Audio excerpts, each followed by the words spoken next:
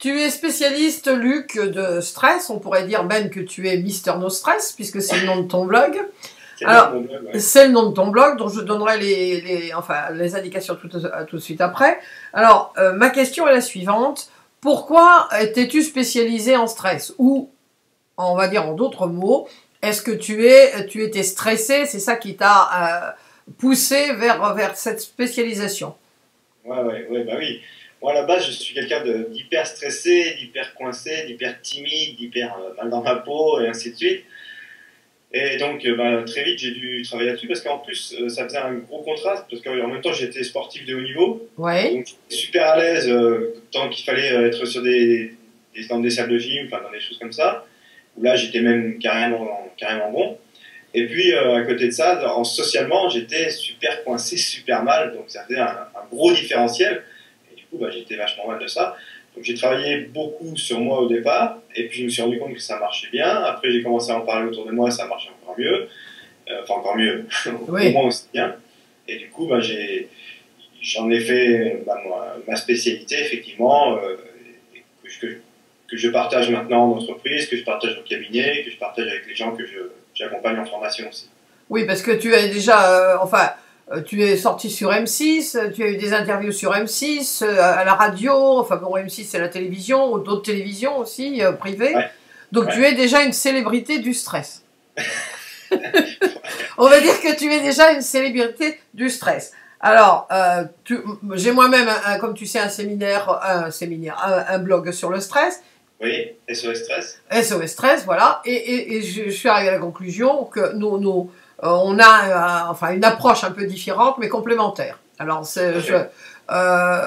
bon, moi aussi j'étais stressée, c'est pour ça que j'ai fait ce blog. Mais ce que je souhaiterais que tu me dises, depuis combien de temps depuis le temps que tu es en train de faire ce travail sur la gestion du stress, quelles sont les personnes qui sont le plus susceptibles de tomber dans cet enfer, ou est-ce que tout le monde peut y tomber, ou est-ce qu'il y a quand même comment dire, comment on peut dire, je dis moi toujours des warnings, mais comment?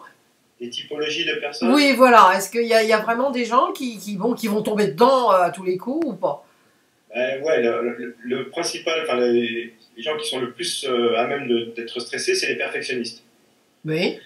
Les gens qui veulent vraiment faire tout parfait, tout nickel, et comme c'est jamais le cas, ils sont toujours en train de se prendre la tête avec ça, de se speeder, de se donner des espèces d'injonctions énormes dans la tête qu'il faut faire tout parfaitement, tout nickel, tout ainsi de suite.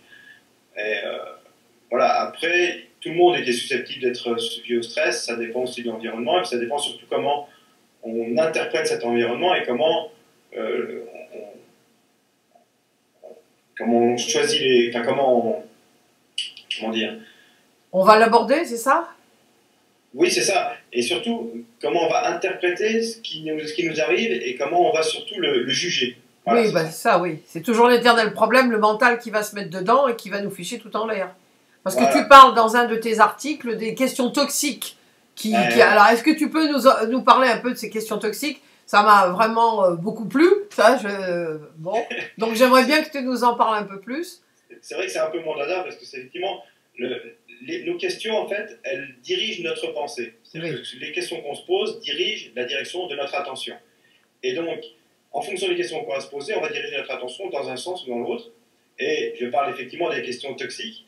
Et les questions toxiques, c'est celles qu'on va se poser, qui commencent en général par un pourquoi et qui continuent par un le problème. C'est-à-dire pourquoi il m'arrive cette galère, pourquoi j'ai ce problème, pourquoi ça ne marche pas, pourquoi. Ben voilà. Et ça, c'est des questions qui vont, plutôt que d'amener une solution, vont amener au contraire un problème, vont renforcer le problème. Pourquoi?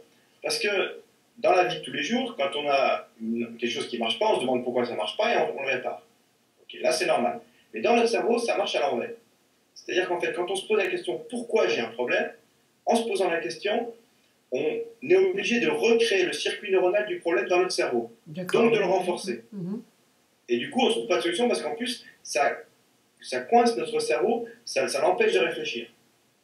Et d'ailleurs, il n'y a qu'à regarder les gens qui sont sujets à dépression, en burn-out, des choses comme ça. Si on les écoute, ils passent leur journée à se poser 1000 fois par jour pourquoi il m'arrive ça, pourquoi ça m'arrive à moi, pourquoi j'ai ce problème-là, pourquoi il n'y a que moi qui est dans cette galère, et ainsi de suite. Je t'interromps là pour te dire, pour te demander si tu penses que les personnes qui sont dans ce cas-là, elles tombent facilement dans la victimite. Oui. Hein, c'est ça? Oui, et en fait, en y tombant, elles renforcent le problème, et en renforçant le problème, elles deviennent plus victimes, et en fait, c'est un cercle vicieux qui s'auto-alimente et qui se renforce. Oui, donc elles n'en sortent pas, quoi. Eh non, eh non. Alors, comment peuvent-elles s'en sortir? Comment, toi qui es un grand spécialiste de la gestion du stress, selon ton optique à toi, comment peut-on s'en sortir? En fait, il faut sortir du cercle. Et pour sortir du cercle vicieux, il faut changer les questions qu'on se pose. Et les questions qui sont les questions positives, les questions qui nous font du bien, qui vont nous aider à aller vers l'avant, c'est les questions qui commencent par un comment et qui continuent par une solution. C'est-à-dire comment je peux faire pour aller mieux, comment je peux faire pour être heureux, comment je peux faire pour être zen, comment je peux faire pour être tranquille, comment je peux faire pour aller être plus à l'aise dans ma vie, comment je peux faire, voilà. Tout ça, et non pas dire moins stressé, dire plus heureux. Plus heureux, bien sûr, ça va être positif. Voilà. Pourquoi il faut ça aussi? Parce que le cerveau, il ne sait pas faire une négation. Il ne sait pas ne pas penser à quelque chose. Et donc, si je te dis, par exemple, ne pense pas à un kangourou en train de sauter à la savane australienne, bah oui. Là, tu as automatiquement le cerveau qui fait un kangourou dans la tête. Oui, tout de suite. Voilà. Et donc, quand tu dis je veux pas être stressé, bah, c'est l'image du stress qui vient. Tout de suite, et donc, oui. c'est la physiologie du stress qui s'installe. Alors que si tu dis comment faire pour être heureux, eh ben, c'est le circuit neuronal de heureux qui se met en route, et du coup, c'est la physiologie de heureux qui se met en route aussi.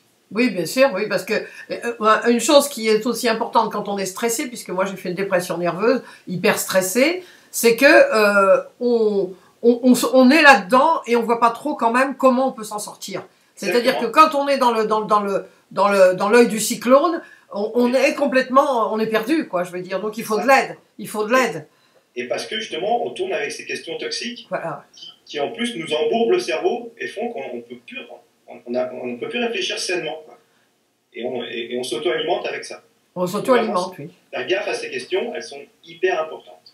Donc se poser les bonnes questions. En réalité, Luc, moi je me rends compte, et tu dois bien sûr t'en rendre compte aussi dans ta pratique professionnelle, que souvent, quel que soit le problème, les gens ne se posent pas les bonnes questions. Ils se les posent à l'envers. C'est toujours, que ce soit pour le stress, l'intuition, pour trouver un job et tout ça, les gens ne se posent pas, la personne ne se pose pas les bonnes questions. Elle se met dans une position du pourquoi, toujours, pourquoi, et les bonnes questions, c'est qu'est-ce que je veux faire aussi de ma vie. Donc, être heureux, parce que je me suis rendu compte, et toi sûrement tu t'en es rendu compte, que les gens sont dans ce bourbier du stress, mais ils ne savent pas ce qu'ils veulent. C'est ça, se poser aussi les bonnes... donc tu leur apprends à se poser les bonnes questions. C'est ça, savoir où est-ce qu'on veut aller. Et puis, je dis souvent, c'est pas important de trouver les bonnes réponses, mais par contre c'est hyper important de trouver les bonnes questions. Oui, ben voilà, on en est toujours... Donc toi, tu as déjà répondu à mon autre question. Donc, pardon, quand les personnes sont en stress, ils viennent te voir, déjà ils ont fait la démarche déjà de venir te voir. Donc ils ont... C'est déjà bien. C'est déjà bien. Mais alors s'ils viennent pas te voir, comment, et qu'ils continuent à dire qu'ils sont stressés, qu'est-ce qu'il faut faire? Qu'est-ce que tu préconises?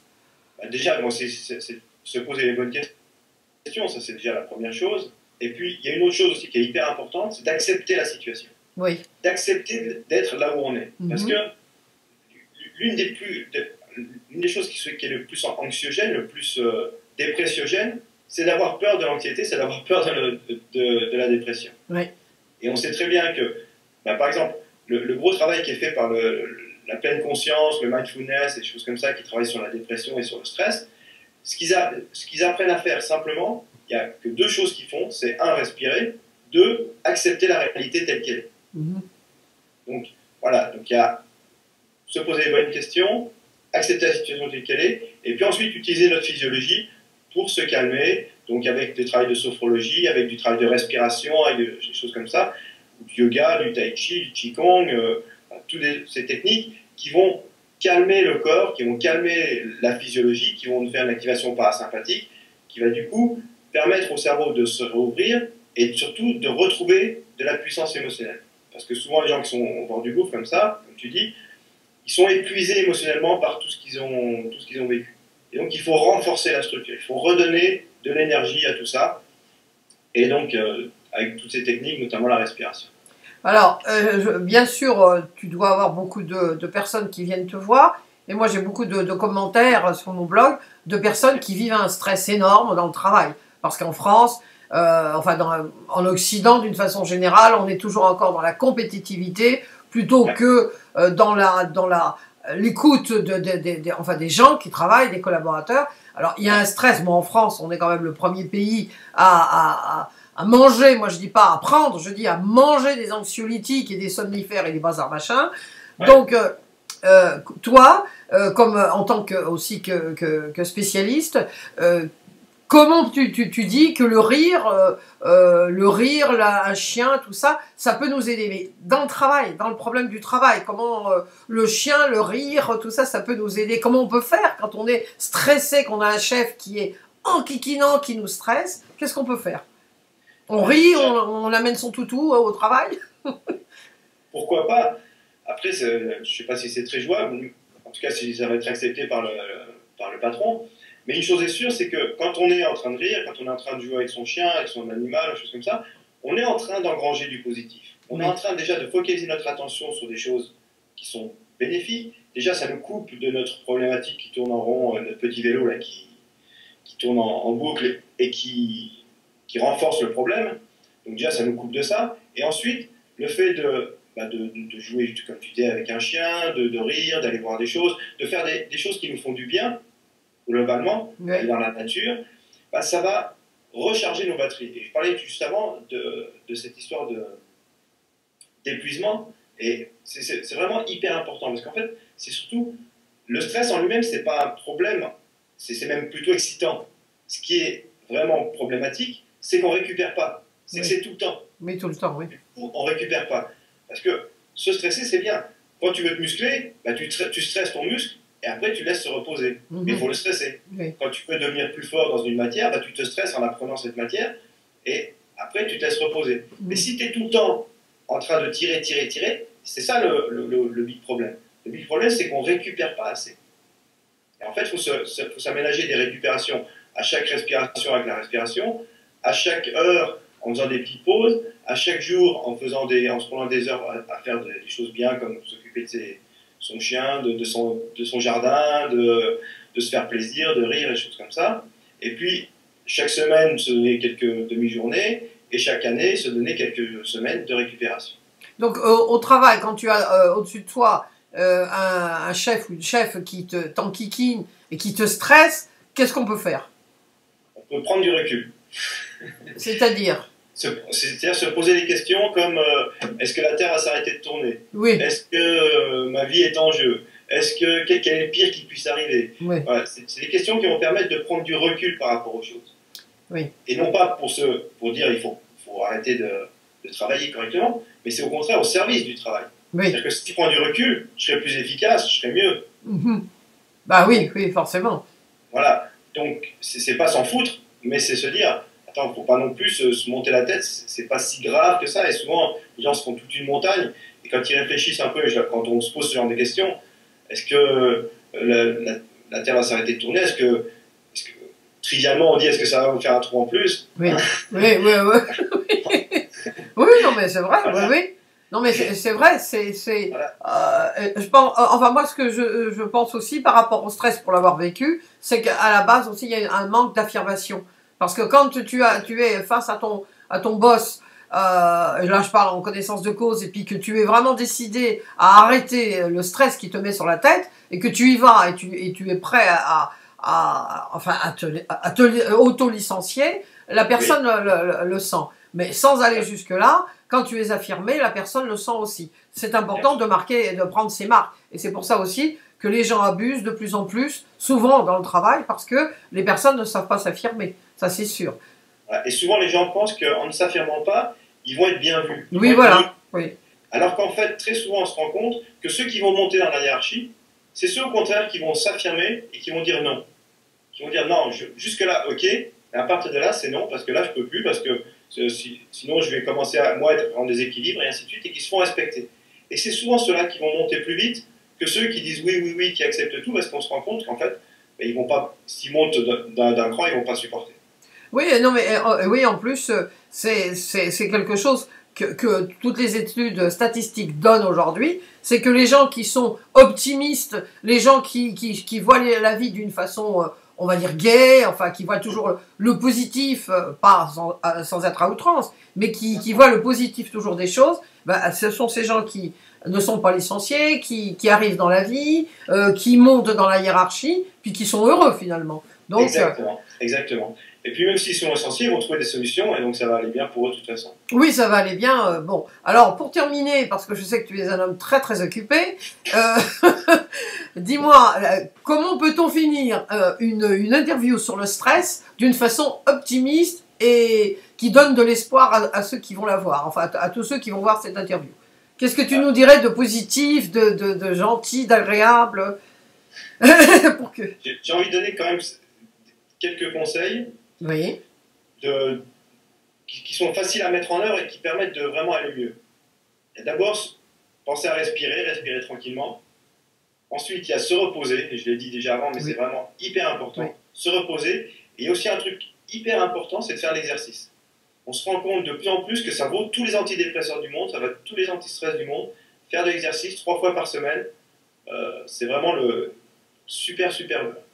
Marcher, ça va marcher? Ouais, juste marcher. 3 fois 30 minutes par semaine. Et ça suffit. On s'est rendu compte qu'en fait, même si on en rajoute un peu plus, si on fait 4 heures d'activité physique par semaine, la proportion de dépressifs descend à 0,01%. Ah bah dis donc, oui, c'est rien quoi finalement. Ouais. Voilà, donc c'est vraiment très puissant. Il y a aussi, manger sainement, évidemment, éviter tout le sucre, les choses comme ça, enfin ça, c'est en plus. Et puis, penser à mettre des nouvelles habitudes dans notre vie. Je dis souvent, une habitude, c'est comme un câble qu'on tisse fil à fil. Et ce câble qu'on tisse, si c'est une bonne habitude, elle va nous tirer vers le haut. Si c'est une mauvaise habitude, elle va nous tirer vers le bas. Et donc, de créer des petites bonnes habitudes comme ça. Et puis, pour terminer, je pourrais te dire que, en fait, même quand tout va mal, ce qu'on peut se dire, c'est que de toute façon, tout change. Oui. Tout évolue. Tout évolue, oui. Et que même le truc, le pire, il ne va pas durer éternellement. Il va forcément à un moment aller mieux si on s'occupe pour aller mieux, si on fait ce qu'il faut. Ça va forcément aller mieux, ça va forcément changer. Et c'était Épicure qui disait ça, qui disait que même les plus grandes douleurs ont des rémissions qui sont vraiment agréables si on y fait attention. Oui. Parce que lui, il est très malade aussi, donc voilà. Donc, alors, je peux te poser quand même une toute petite question. Comment et maintenant, est-ce que tu es toujours timide? Oh non. Voilà, donc ça, finalement, tu t'es bien appliqué ta propre thérapie et voilà, ça donne des résultats, on voit les résultats. Et puis beaucoup moins stressé aussi, enfin, voilà, d'être capable de parler comme ça devant une caméra, c'était même pas un rêve. C'était impossible. Ah, même pas je pouvais imaginer que je serais capable de faire ça un jour. Tu vois, ça c'est comme quoi, hein, finalement. Et c'était il y a combien d'années ça que tu étais timide? Tu vois, ça fait quelques années quand même. Quelques années, c'était avant-hier. C'est ça. Bon, ben écoute Luc, je te remercie infiniment. Je vais donner toutes les indications sur ton blog et tous tes articles. Et puis, bien écoute, j'étais ravie de cette interview et je te dis à la prochaine fois, peut-être, on ne sait pas. Avec plaisir, Sylviane. Allez, au revoir Luc. Prends soin de toi. Merci. Toi aussi. Au revoir.